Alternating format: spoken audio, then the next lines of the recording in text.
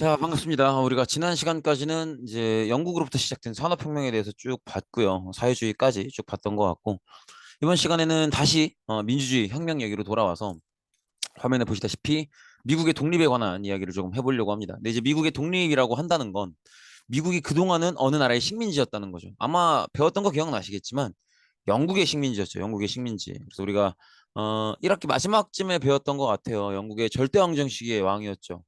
엘리자베스 1세의 이제 북아메리카 식민지 지역, 북아메리카 지역을 식민지로 만드는 과정에서 이제 미국이 영국의 식민지가 되죠.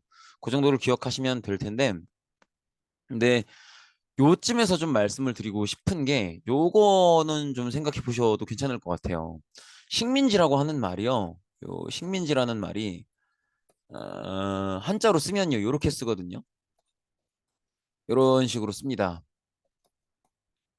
식민지 이렇게 써요. 이렇게 쓰는데 이 삐침이 들어갈 자리가 아닌데. 어, 근데 요게 이제 한자가 좀 어렵죠. 요거는 아마 아실 거고 이제 민족 할 때 민자죠. 그다음에 땅지자고. 근데 요게 이제 이 한자가 언제 쓰는 한자냐면 요때수 쓰는 한자예요. 요렇게 하면 아시려나? 요건 아시겠죠? 나무 목자, 날일자, 해일자죠. 그러니까 이게 식목일이거든요. 식목일. 그러면 식목일은 뭐 하는 날이에요? 나무를 심는 날이잖아요. 그러니까 요게 뭔 거예요? 요게 심을 식자라고 심을 식자. 그러면 다시 위로 올라가서 요게 이제 백성민자잖아요. 이건 땅지자고. 그러니까 백성을 땅에다가 어떻게 한다고? 심는다는 거예요. 백성을 땅에다 심는 일이 식민지를 만드는 일이에요. 여기 이제 무슨 의미냐면 이런 거야. 예를 들어서 우리는 과거에 이제 일본의 식민지였잖아요. 즉 일본이 조선을 식민지화한다. 이 얘기는 무슨 얘기냐면 일본 사람들 중에 일부가 조선으로 넘어가서 살 건데 이 조선의 주권을 빼앗아서 조선이라는 땅을 일본인들이 살기 좋게 만들어 놓겠다. 그리고 요 전체를 일본이 이용하겠다. 요 의미로 받아들이시면 돼요. 이해되시겠죠? 그래서 사실은 본격적인 진짜 식민지가 되려면 본국 사람들 일부가 이렇게 식민지로 가줘야 된다는 거죠. 그래서 마찬가지로 영국도 물론 엘리자베스 1세 때 거의 장악을 하지만 진짜 미국이 영국의 식민지가 되어가는 건 영국인들 중에 일부가 미국으로 넘어가줘야 된다는 얘기죠. 그래서 그때가 언제냐면 요 기억나실 거예요. 17세기면 1600년대죠. 우리 청교도혁명 배웠던 거 기억나시죠? 청교도혁명이 벌어졌던 이유는 크게 두 가지였죠. 왕이 의회를 무시했고 또 의회 의원들이 대부분 칼뱅파 청교도였죠. 근데 왕이 이제 이 청교도들을 탄압하니까 그 두 가지 의회를 무시하고 또 청교도를 탄압하는 게 이유가 돼서 청교도혁명이 벌어졌었잖아요. 어쨌든 영국은 왕이 청교도를 무시할 때, 탄압할 때, 그때 청교도들이 저항을 했었는데, 네, 청교도를 믿는 사람이라고 다 저항한 건 아니겠죠. 저항에는 또 용기가 필요하니까. 그래서 이제 청교도를 믿는 사람들 중에 일부는 저항을 했지만 또 일부는 종교의 자유를 찾아서 먼 곳으로 떠나는 거죠. 그게 바로 미국이라는 거죠. 그래서 메이플라워호라는 배를 타고 1620년에 이렇게 떠나오게 됩니다. 배가 보이죠? 그래서 떠나온 곳이 이제 미국인 거죠. 그래서 청교도혁명 직전 영국 왕정이 청교도를 탄압하던 그때 이제 이 탄압을 피해서 넘어오는 거죠. 그래서 이 사람들이 넘어와서 18세기 초에 1700년대 초에 북아메리카 동부 연안에 13개의 식민지를 건설하게 됩니다. 여기 이제 지도로 보면 이런 거예요. 지금 보시면 여기 영국이 있죠. 영국인들 중에서 칼뱅파 청교도를 믿는 사람들 중에 일부가 이제 이 탄압을 피해서 쭉 넘어온 거죠. 이렇게 넘어온 겁니다. 그러면 어, 이 지역에 주로 거주를 하겠죠. 이 지역에. 그죠? 근데 지도를 보시면 요쪽이 동부고요. 요쪽이 동부고 요쪽이 서부고요. 그리고 여기가 북부고요. 여기가 남부가 됩니다. 그래서 동부 13개 주인 거예요. 동부. 그러면 이 사람들이 지금은 미국이 전체잖아요. 그 얘기는 처음에 동부에 정착했던 사람들이 조금씩 조금씩 서쪽으로 영역을 넓혀 갔다는 거죠. 이런 식으로. 이 동쪽으로 왔던 사람들이 동쪽에서 지내다가 조금씩 서쪽으로 영역을 넓혀가는 요 과정을 우리가 뭐라고 부르냐면 들어보신 적 있을 거예요. 서부개척이라고 부릅니다. 서부개척. 이렇게 봐주시면 되겠고, 이렇게 보니까 되게 지적나네. 어쨌든 처음에는 이렇게 영국에서 대서양을 건너서 미국의 동부 오게 되고요. 동부연안의 13개 지역의 식민지를 건설하게 됩니다. 그게 지도상으로 요거인 거죠. 그래서 보시면 지명을 쭉 들어보시면 아마 들어봤던 지명도 있으실 거예요. 뭐 미국 영화나 드라마나 이런 데서. 뉴햄프셔, 뉴욕 보시면 이렇게 하나하나 표시를 해드리는 게 뉴햄프셔, 뉴욕, 펜실베니아, 매사추세츠, 로드아일랜드, 코네티컷, 뉴저지, 델러웨어, 메릴랜드, 버지니아, 노스캐롤라이나, 사우스캐롤라이나, 조지아 뭐 이런 식인 거죠. 뭐이 뉴욕도 마찬가지로 이게 새로운이라는 뜻이잖아요. 요크라는 데가 영국의 요크 지방에 있어요. 그러니까 이제 미국에 새롭게 만든 요크다 뭐 이렇게 보시면 되겠죠. 어쨌든 이 동부 13개 지역에 정착을 하게 되고요. 그리고 얘들은요. 어, 어쨌든 13개 지역에 정착을 해서 각각의 주로 만들게 되는 거죠. 그래서 이게 이제 최초의 미국 국기예요. 그래서 보시면 아마 들어보신 적 있을 거예요. 미국 국기의 이 상단의 별이 하나의 주를 의미하거든요. 별 하나의 주 하나란 말이에요. 근데 처음에 이제 13개 주, 그죠? 보시면 한 개, 두 개, 세 개, 네 개, 다섯 개, 여섯 개, 일곱 개, 여덟 개, 아홉 개, 10개, 11개, 12개, 13개 주니까 처음에 국기도 별은 13개인 거죠. 보시면 하나, 둘, 셋, 넷, 다섯, 여섯, 일곱, 여덟, 아홉, 열, 열하나, 열둘, 열셋 이렇게 13개의 별로 동그라미를 그려 놓은 거죠. 이게 이제 최초의 미국 국기였습니다.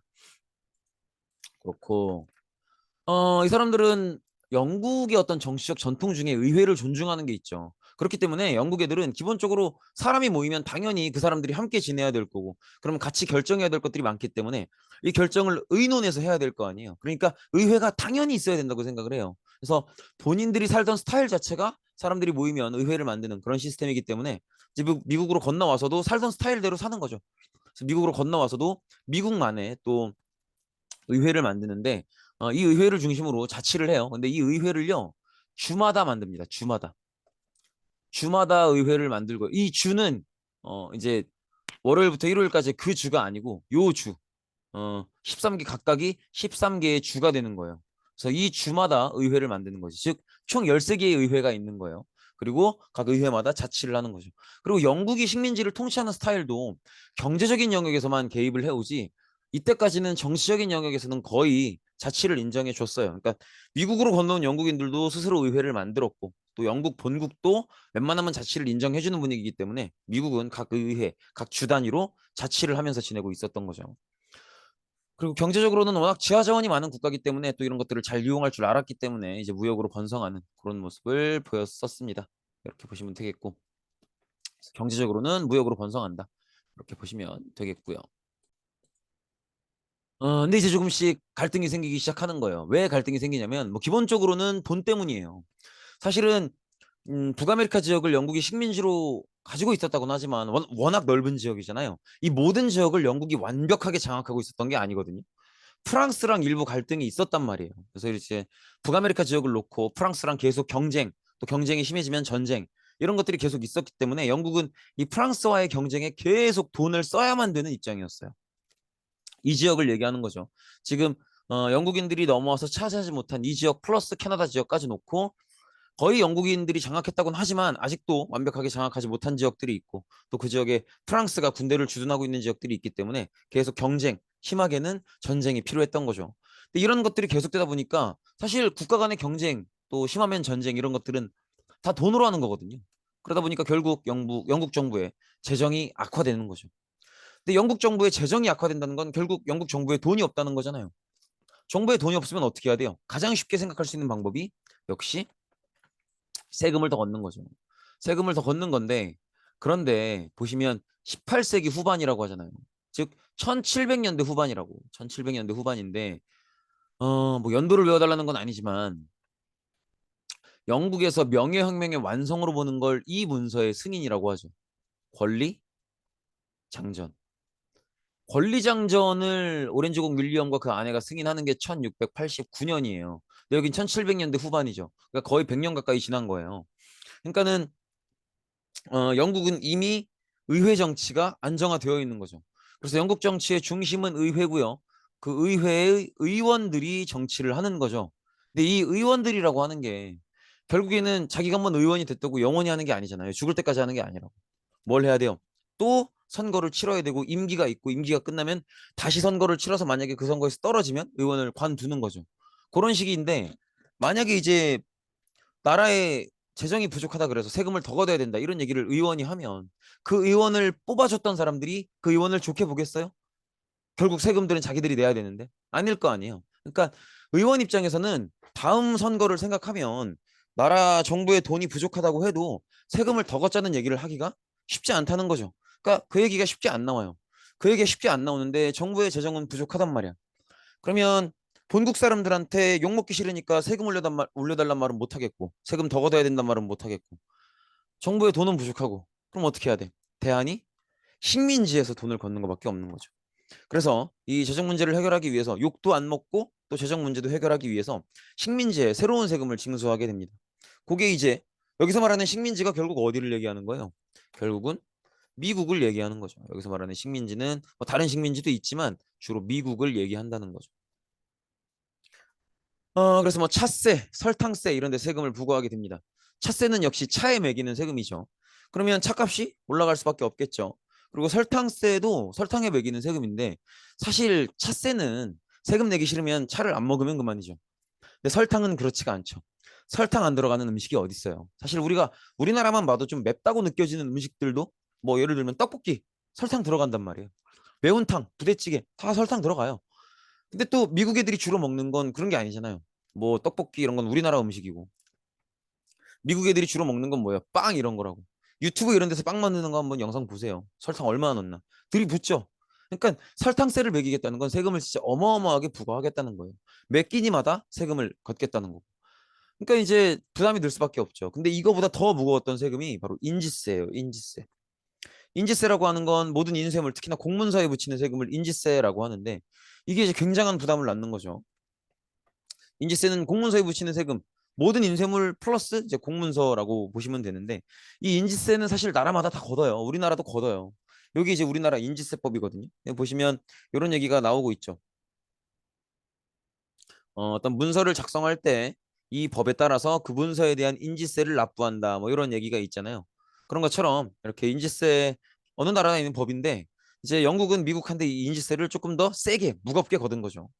그리고 이 인지세가 생각보다 진짜 무거운 게 공문서에 붙이는 세금이라고 하잖아요. 근데 생각보다 한 사람이 평생을 살면서 내야 되는 공문서가 되게 많아요. 뭐 쉽게 생각하면 부모님들 결혼하시면 뭐 내야 돼요? 혼인신고서 내야죠. 여러분들 태어나면 출생신고서, 동생 태어나면 또 내야죠. 여러분들 나이 됐으면 학교 가야 될 거 아닙니까? 입학원서 내야죠. 또 살 집이 있어야 될 거 아닙니까? 집 살 때 내는 공문서가 이렇게 많아요. 우리 수업 시간에 몇 번 세본 적 있겠지만 다 세면 한 20가지 넘어요. 그러니까 근데 자기 살려고 사는 집도 이렇게 한번 살 때 공문서를 많이 내는데 자기가 어떤 사업을 시작한다든지 이러면 얼마나 많은 공문서를 내겠어요. 그러니까 이제 공문서에 붙이는 이 인지세가 부담이 엄청나게 된다는 거죠. 근데 이제 미국인들은 그러면 이 세금 원래 안 내던 거잖아. 근데 내게 됐으니 얼마나 열이 받겠어요? 근데 이제 당연히 미국인들이 안 내던 세금을 내게 됐으니 불만을 터트릴 수밖에 없는 거죠. 그래서 미국인들이 뭐라고 하냐면 이런 얘기를 해요. 어, 영국에서 미국한테 식민지를, 그러니까 영국에서 이제 미국이라는 식민지에 세금을 걷겠다 이렇게 결정을 내리고 나서 이걸 받아들이는 미국의 각 주의 의회들이 이제 이 문제를 가지고 의논을 해요. 근데 이제 나온 결론이 이거예요. 대표 없는 곳에 세금 없다. 특히나 이 문장 자체는 우리 아까 13개 주 봤던 주 중에 버지니아라는 주가 있었어요. 기억나시죠? 버지니아 의회에서 나온 얘기인데 이게 지금 무슨 얘기냐면 대표 없는 곳에 세금 없다. 이 얘기가 무슨 얘기냐면 잘 보세요. 우리가 아까 봤던 세금들이 이런 거죠. 차세, 뭐 설탕세, 뭐 항목이 중요한 건 아니니까. 인지세 뭐 이런 거 아닙니까? 이런 세금들도 결국 법에 의해서 걷는 거잖아요. 그럼 이 법은 법이니까 의회에서 만들겠죠. 근데 중요한 건 어느 나라 의회에서 만든다? 영국 의회에서 만들거든. 영국 의회에서. 영국 의회에서 만드는데 특이한 건 이 세금을 막상 내는 건 누구예요? 미국인들이잖아요. 그러면 미국인들의 이 얘기는 그거죠. 영국 의회에서 이걸 걷자고 결정을 할 때 막상 내는 건 미국인들인데 미국인들의 의견을 가서 전달해 줄 만한 미국 대표가 여기 영국 의회에 있었느냐 이거예요. 없었잖아요. 그러니까 여기서 말하는 대표 없는 곳이라고 하는 건 이 곳은 영국 의회를 얘기하겠죠. 영국 의회를 얘기하는 거고 영국 의회 이 세금을 걷기로 결정한 영국 의회는 이 의회에는 이 세금을 실제로 내야 되는 미국인들의 의견을 가서 대변하고 전달해 줄 대표가 없었다는 거죠. 즉 미국 대표가 없다는 거죠. 그래서 이런 상황에서 우리는 세금을 낼 수 없다라고 얘기하는 거예요. 쉽게 얘기하면 우리가 낼 세금인데 너네 영국 의회에서 우리한테 물어보지도 않고 우리 의견을 전달해 줄 우리 대표도 없는 자리에서 결정하지 않았느냐. 그럼 우리는 우리 의견을 말한 적도 없기 때문에 우리한테 거둘 세금이면 우리한테 물어봐야 되는데 우리한테 물어본 적 없지 않느냐 이거예요. 그러니까 우린 낼 수 없다라는 거죠. 그래서 이런 입장을 서로가 갖게 되고요. 그래서 영국 의회는 우리 프랑스랑 식민지 전쟁하느라 지금 돈이 없기 때문에 앞으로 식민지인 미국에도 세금을 걷겠다 이렇게 영국 의회에서 결정을 한 거고 미국은 야 니네 의회에서 결정한 거고 거기 우리나라 대표가 가 있었던 것도 아닌데 근데 우리한테 걷는 세금을 니네 멋대로 결정하겠다? 우리는 따를 수 없다. 어디다 대고 일방 통고냐. 우린 동의한 적이 없다. 이렇게 나오는 거죠. 그래서 점점점 이 두 나라 간의 어떤 대결 국면, 어떤 분위기가 이렇게 나오게 되는 거죠. 그래서 분위기가 계속 안 좋아지고 있는데 그 와중에 하나의 사건이 터지게 됩니다. 그게 바로 이 사건이요. 보스턴 차 사건. 차는 뭐 아실 거고요. 어, 보스턴이 미국에 있는 항구 도시예요. 항구 도시. 항구 도시인데 차 사건이라고 하니까 혹시 떠오르는 연관 단어로 혹시 이런 생각이 드는 친구들도 있을 거예요. 영국인들이 식민지 미국한테 새롭게 매겼던 세금이 차세, 설탕세, 인지세였잖아요. 혹시 그거랑 관련이 있나 이런 생각이 드는 친구도 계실 텐데 맞습니다. 관련이 있습니다. 그러니까 쉽게 얘기하면 이런 거예요. 차 상인들한테 세금을 걷는데 차세를 걷는데 이 세금을 거둘 때 동인도 회사에 소속된 사람들한테는 세금을 면제해 주겠다는 거예요. 면제. 근데 이 동인도 회사에 소속된 상인들이라고 하는 게 결국 영국 상인을 얘기하거든. 그러니까 쉽게 얘기하면 미국 차 상인한테는 이거 왜 삐침이 왜 생기는 거야? 미국 차 상인한테는 세금을 걷어요. 근데 영국 차 상인한테는 세금을 안 걷는다는 거지. 그러면 미국 차 상인 입장에서는 돈을 벌려고 차를 파는 건데 거기다 세금을 붙이면 그 세금만큼 차 가격을 올릴 수밖에 없죠. 근데 영국 차 상인은 세금을 안 내니까 그런 부담이 없으니까 가격을 그냥 유지하겠죠. 그러면 둘 중에 누가 비싸겠어요? 누가 파는 차가 비싸겠어? 이쪽이 훨씬 비쌀 수밖에 없단 말이야. 그렇죠? 그러면 미국 상인이 파는 차가 팔리겠어요? 안 팔리겠죠. 그럼 미국 상인은 열이 받겠죠. 그래서 여기에 반발해서 미국 상인들이 보스턴 항구에 들어와 있었던 영국 차, 이 영국 차를 실어 나르고 있던 배를 타고 올라가서 막 차 박스를 다 불태워버리고 막 바다에 집어 던져버리고 이렇게 한 거죠. 그래서 자기들에게만 세금을 걷고 영국 상인들에게는 세금을 면제해 줬었던 영국의 불만을 가져서 화가 나니까 이제 보스턴 항구에 들어와 있었던 영국 차를 실은 배를 다 불태워버리고 영국의 차 박스를 이런 식으로 바다에 던져버리고 이렇게 차를 못 쓰게 만들었던 거죠. 근데 이 사건은 어떻게 받아들이셔야 되냐면 안 그래도 그동안 이제 영국이 미국에다가 세금을 걷겠다라고 하면서 영국과 미국의 분위기가 안 좋았었잖아요. 근데 이건 제대로 시비가 터진 거예요. 제대로 시비가 터진 건데 그러면 미국은 이제 결정을 해야 돼요. 시비가 터졌지만 그래도 적당히 화해하고 무마할 건지 아니면 끝까지 맞짱 뜰 건지 생각을 해야 돼요. 근데 상대가 영국이란 말이에요. 영국은 어떤 나라예요? 기본적으로 여기서 말하고 있는 미국인들은 다 영국에서 건너온 사람들이란 말이에요. 즉 미국인들이 영국이랑 싸우겠다는 건 고향 사람들과 싸우겠다는 의미죠. 그것도 일단은 부담이 되고요. 그리고 영국이 어떤 나라입니까? 지금 한창 산업혁명 한창 달리고 있는 나라예요. 그러니까 어떤 나라보다 산업적 능력이 뛰어난 거죠. 그 어떤 나라들보다도. 그럼 미국 입장에서는 자기들 고향 사람들이기도 하고 또 지금 산업혁명 진행 중이기 때문에 그 어떤 나라보다 산업적인 능력이 뛰어난 나라이기도 하단 말이야. 그럼 무기도 뛰어날 거고요. 그럼 이런 나라랑 전쟁을 해야 되나? 근데 안 하면 앞으로도 미국인들이 지켜야 될 법에 대해서 간섭을 되게 많이 할 것 같거든. 그러니까 안 싸우고 굴복을 하면 자기네들 법에 간섭을 계속 할 것 같고 싸우자니 상대는 영국이고 이런 것들이 계속 부담을 만든다는 거죠. 그래서 고민을 한창 합니다. 근데 이게 혼자 하는 고민이 아니고 미국인들이 다 같이 하는 고민이잖아요. 사람들이 고민을 다 같이 할 때 뭐를 열어야 돼요? 회의를 열어야죠. 그래서 이렇게 대륙회의를 개최하게 됩니다. 대륙회의를 개최하게 되는데 대륙회의를 열고 나서도 쉽게 결정이 안 나요. 싸워야 되냐 말아야 되냐. 쉽게 결정이 안 나고 있는데 그때 이런 사람이 나섭니다. 결국 대륙회의의 주제는 영국이랑 끝까지 싸울 건지 말 건지, 그래서 끝내 독립을 할 건지 말 건지 요걸 이제 토론을 하는 건데, 요때 누가 나서냐면 패트릭 켈리라는 사람이 나서서 이런 얘기를 해요. 뭐가 아니면 죽음을 달라? 자유가 아니면 죽음을 달라. 근데 이게 무슨 얘기냐면 인간의 자유를 정의롭게 제한하는 게 딱 하나 있죠. 법이란 말이에요. 법만이 인간의 자유를 정의롭게 제한할 수 있는데, 그렇다고 하는 건 그럼 진정한 자유이려면 그 나라 사람이 지키는 법은 누가 만들어야 돼요? 그 나라 사람들이 직접 만들어야죠. 그게 진정한 자유라는 거예요. 그리고 패트릭 켈리는 그런 법적 자유가 아니면 죽음을 달라고 하는 거죠. 즉 영국인들에게 법적인 지배를 받을 바에야, 그렇게 자유를 빼앗길 바에야 죽는 게 낫다는 거지. 그리고 또 여기에 얹어서 토마스 페인이라는 인물이 책을 씁니다. 책 제목이 커먼 센스예요. 제목이 우리말로 풀면 상식입니다. 상식. 이것도 똑같은 얘기예요. 그 나라 사람이 지켜야 되는 법은 누가 만들어야 된다? 그 나라 사람이 만들어야 된다. 아주 상식적인 거라는 거죠. 근데 이 두 사람이 이런, 패트릭 켈리가 자유가 아니면 죽음을 달라 이런 얘기를 하고 토마스 페인이 상식 이런 책을 쓰고 이러면서 사람들이 확 자극을 받기 시작해요. 당연한 얘기지. 우리가 만들 법, 우리가 지켜야 될 법은 우리가 만들어야지. 이런 생각을 하게 됩니다.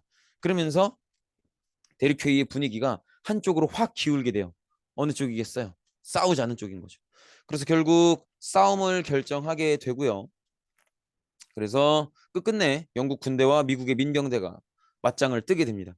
이게 바로 미국의 독립전쟁인 거죠. 이 독립전쟁 누가 이겼겠어요? 미국이 이겼으니까 미국이 지금 영국의 식민지가 아닌 거죠.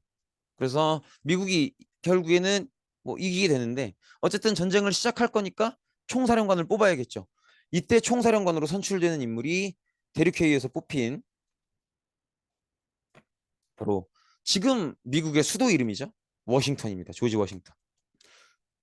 조지 워싱턴이고, 이와 동시에 우리는 영국으로부터 꼭 독립을 해내겠다. 미국은 독립국가다라는 걸 발표하는 독립선언서가 발표가 됩니다. 독립선언서의 내용을 보면 기본적으로 계몽사상의 영향을 받고 있는데, 계몽사상이라는 건 우리가 앞서서 얘기했었죠. 우리 첫 시간에 배웠던 거예요. 꿈에서부터 깨우치다.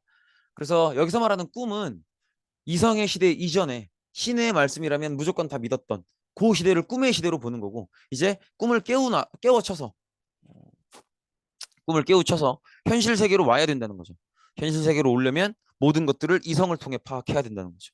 그래서 이성을 통해 파악해 보니까 국가의주의는 왕이 아니라 시민이어야 된다 이거죠. 그런 세상에 영향을 받았다는 거예요. 그래서 국가의주의는 시민이고 모든 시민들은 자유와 평등, 행복을 추구할 권리가 있고요. 또 저항권이 있다고 합니다. 저항권은 뭐예요? 저항권은 어, 기본적으로 국가의 주인은 시민이고 국가의 모든 권력, 주권은 시민에게 있는데, 시민에게 갑자기 정치를 맡겨버리면 제대로 되지 않을 테니 시민들은 잠시 자신의 정치권을 정치인들에게 일부 맡기고, 만약에 맡겼는데 걔들이 제대로 못한다 그러면 되찾을 권리가 있다는 거죠. 이 되찾는 과정이 바로 저항인 거고, 그리고 모든 시민은 자신의 권력을 되찾을 권리가 있기 때문에 이렇게 되찾는 과정인 저항의 권리가 있다라는 거죠. 근데 여기서 여러분들이 뭘 봐주셔야 되냐면, 저항권 이 얘기 들어봤던 얘기 아니에요? 국가의 주인은 시민인데 모든 시민이 정치를 같이 할 수가 없으니 일부 정치인들에게 자신의 정치권을 일부 맡겨봤는데 잘 못하면 도로 되찾을 권리가 있다. 이게 정치권이잖아요. 이거 누구의 주장이에요? 로크죠. 로크. 존 로크. 그래서 미국의 독립선언서는 누구의 영향을 받고 있다? 바로 로크의 영향을 받고 있다라는 걸 꼭 생각을 해 주셔야 돼요. 그래서 저항권을 보시면서 누구? 로크의 영향을 받고 있구나. 이거를 꼭 생각을 해 주셔야 됩니다. 그렇게 보시면 되겠고요. 결과적으로는 앞서서 말씀드렸던 것처럼 독립군이 승리하게 되고요. 여기에는 사령관이었던 조지 워싱턴의 활약도 물론 있고요. 그리고 또 다른 게 뭐가 있냐면 이때 미국을 도와주는 나라들이 꽤 돼요. 그러니까 이 나라들의 공통점은 뭐겠어요? 미국의 독립을 도와준다는 건 이들과 싸우고 있는 영국이랑 뭔가 관계가 안 좋다는 거죠. 첫 번째가 누구냐면 이 나라예요. 혹시 미국을 놓고 벌인 영국과의 식민지 경쟁에서 패배했던 나라 프랑스죠. 그러니까 프랑스의 생각은 간단해요. 우리가 못 먹을 거면 독립이라도 시켜서 영국이 먹는 꼴은 못 보겠다 이거죠. 그래서 프랑스가 도와주게 되고요. 그다음에 네덜란드입니다. 네덜란드는 조금 생소하실 수 있는데 어 네덜란드는 원래 상업이 되게 발달한 나라예요. 근데 그 상업 중에서도 어떤 상업이 발달을 했냐면 어 이런 거죠. 네덜란드는 자기들이 물건을 만들어서 파는 상업도 발달이 안 한 건 아니지만 택배업이 주로 발달을 해요. 그래서 이렇게 예를 들어서 A 국가가 있고 B 국가가 있고 이 두 나라가 수출 수입을 한다. 그러면 네덜란드가 하는 건 A 나라의 물건이 B로 갈 거 아니에요? 요 운송을 해주는 거예요. 요 운송을. 그리고 수수료를 받아요. 이게 이제 네덜란드가 주로 했었던 사업인데 근데 항해법은 뭐냐면 올리버 크로멜 기억나시죠? 청교도 혁명 이끌었던 그죠? 의회 무시하고 뭐 청교도 강요하고 했었던 호국경 그죠? 공화정을 이끌었던 그 크로멜 때 법이 항해법인데 항해법이라는 건 뭐냐면 예를 들어서 영국이 영국이 어떤 나라와 교류를 한다. 그러면 항해법의 내용은 영국은 어떤 나라랑 교류를 하면 이때 오가는 물건은 무조건 영국의 배 아니면 무역 당사국의 배 요렇게만 쓴다는 거예요. 즉 무슨 얘기냐면 다른 나라한테 택배를 안 맡기겠다는 거지. 그럼 네덜란드 입장에선 중요한 고객이 하나 사라지는 거죠. 그러니까 이제 굉장히 큰 어떤 무역상의 타격을 입었고 그게 서운해서 영국을 이렇게 영국을 공격한다기보다도 미국의 독립을 지원해 주는 거죠. 그다음에 요 나라는 아마 기억나실 거예요. 영국에게 무적 함대를 파괴당했던 나라. 무적 함대의 주인공 어디죠? 스페인이죠. 스페인, 에스파냐 같은 거죠. 그래서 이렇게 이런 나라들이 미국을 돕는데 뭐 네덜란드나 에스파냐는 뭐 그렇다고 하더라도 요 나라만큼은 꼭 기억해 주셔야 돼요. 프랑스가 미국의 독립을 도왔다라는 거는 반드시 기억을 해 주셔야 되는 게 이게 나중에 우리가 배울 프랑스 혁명의 직접적인 계기 중에 하나가 됩니다. 그래서 네덜란드, 에스파냐가 미국의 독립을 도왔다는 건 조금 뭐 가볍게 지나가시더라도 프랑스가 미국의 독립을 도왔다는 건 반드시 꼭 기억을 해 주셔야 돼요. 그렇게 보시면 되겠고요. 그리고 영국이 이제 13개 식민지의 독립을 승인하는데 여기 표현이 조금 그렇잖아요. 그냥 미국의 독립을 승인했다 이러면 되는데 왜 13개의 식민지의 독립을 승인했다고 하냐고. 이거 왜 그런 거냐면 어 아까 우리가 그런 얘기 했었죠. 영국인들이 미국으로 처음 넘어올 때 그때 얘들은 당연히 사람들이 모여 있으면 의회가 필요하다고 봤기 때문에 각 주마다 의회를 다 설치해요. 그러니까 여기서 말하는 영국이 13개 식민지의 독립을 승인했다라고 하는 건 미국에 설치된 모든 주에 다 독립을 승인하고 다닌 거예요. 주 단위로. 이 얘기가 무슨 얘기냐면 미국은 그만큼이나 주의 독립성이 강한 나라라는 거죠. 이해되시겠죠? 그래서 미국은 일단 독립을 했고 이제 영국으로부터 벗어나서 새로운 국가를 만드는 과정이니까 이 국가를 이끌어 나갈 헌법을 만들기 위해서 각 주의 대표들이 모여서 회의를 했고 그래서 연방 헌법을 제정하게 됩니다. 근데 이 연방 헌법의 내용을 보면 아까 우리가 봤듯이 영국도 13개 식민지 각각한테 독립을 승인했잖아요. 그런 것처럼 이 연방 헌법도 그 내용을 보면 각 주의 독립성을 상당히 인정을 해줘요.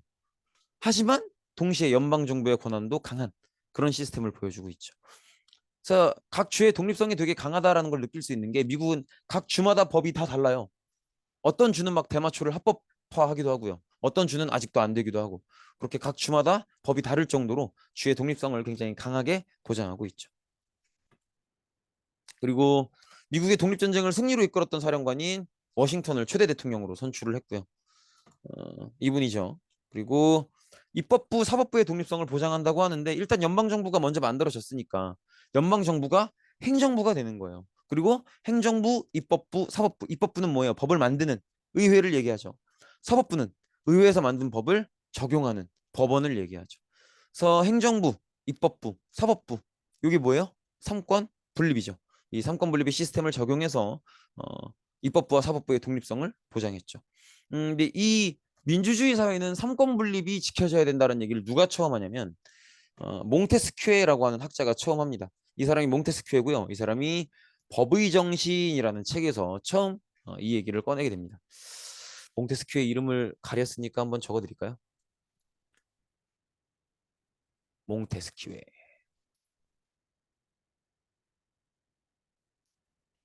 그리고 어쨌든 이 몽테스큐에가 자신의 책이었던 법의 정신에서 주장했던 삼권 분립 상권분립에 기초한 세계 최초의 민주공화국인 아메리카 합중국이 이렇게 완성이 되는 거죠. 미국은 공화국이라고 하는 건 왕이 없는 거죠. 그럼 미국은 왕이 있었던 적이 있을까? 없죠. 미국은 처음부터 의회 중심의 정치였고 처음부터 왕이 없는 시스템이었어요. 영국인들이 명령명을 완성한 뒤에 넘어와서 만든 나라이기 때문에 처음부터 의회를 존중받았고 그렇기 때문에 민주주의로 가는 거죠. 왕이 없는 형태. 그래서 왕이 없는 정치 형태이면서 민주주의인 정치 형태. 민주공화정인 거죠. 그리고 아메리카 합중국은 어, USA 이게 이제 미국을 영어로 쓰면 이렇죠. 이게 United States of America. 아메리카는 그냥 대륙 이름에 지나지 않아요. 근데 이제 아메리카에 있는 주들의 스테이츠, 주들의 유나이티드 연합이라는 뜻이죠. 그래서 아메리카 합중국. 어, 아메리카를 미라고 해서 미 합중국 이렇게 부르기도 하죠. 아, 저 얼마 전에 충격적인 얘기를 들은 게 인터넷에서 봤는데 어, 어떤 남자가 자기 여자친구가 미 합중국이 미국이랑 중국을 합친 건 줄 알았다는 거야. 그러면서 이거 그냥 가볍게 넘어가면 될 일인지 이거 심각하게 무식한 건지 이렇게 인터넷에 물어봤더라고. 뭐, 당황스럽지 않나요? 그죠? 어쨌든 아메리카 합중국, 미 합중국은 유나이티드 스테이츠 오브 아메리카, 즉 미국 대륙의 주들의 연합이다. 이렇게 보시면 되겠죠. 그다음에 정치와 종교를 분리한다는 얘기가 나오는데 왜 분리하는 거겠어요? 정치와 종교를 분리하는 이유는 정치와 종교를 분리하지 않으면 종교 세력이 정치를 장악하게 됩니다. 그러면 뭐가 생길 수가 없어요? 종교의 자유가 생길 수 없죠. 종교의 자유를 보장하기 위해서 정치와 종교를 분리하는 겁니다. 그렇게 보시면 되겠고. 그다음에 북부의 여러 주에서 노예제를 폐지한다고 하는데 이 얘기는 그냥 나중에 좀 길게 깊게 얘기할 기회가 있을 거예요. 그때 보게 지금은 일단 적어두기만 하시면 되겠습니다. 어쨌든 미국은 사실 처음에 운동의 목적은 영국으로부터의 독립이었잖아요. 근데 독립을 하고 나서 영국의 지배에 벗어나서 스스로를 지배하는 새로운 국가를 만들고 보니까 그 국가가 시민이 주인 그리고 의회 중심으로 정치를 하는 시민이 국가의 주인인 나라였던 거죠. 그래서 시민이 국가의 주인인 나라로 되어가는 걸 시민혁명이라고 부르죠. 그래서 미국의 독립은 두 가지 의미가 다 있어요. 영국으로부터의 독립의 의미도 있고요. 시민들이 국가의 주권을 찾아가는 시민혁명으로서의 의미도 있다는 거죠. 이렇게. 그다음에 프랑스 혁명 같은 유럽의 여러 시민혁명에 영향을 끼치기도 하고요. 또 미국 남부지방, 라틴 아메리카 지역에 여러 영향을 끼치기도 합니다. 라틴 아메리카 하면 이 지역, 지금 초록색으로 색칠되어 있는 이 지역을 얘기하는 거죠. 미국 남부의 아메리카 지역들. 이렇게 보시면 되겠습니다. 네, 고생 많으셨습니다. 여기까지입니다.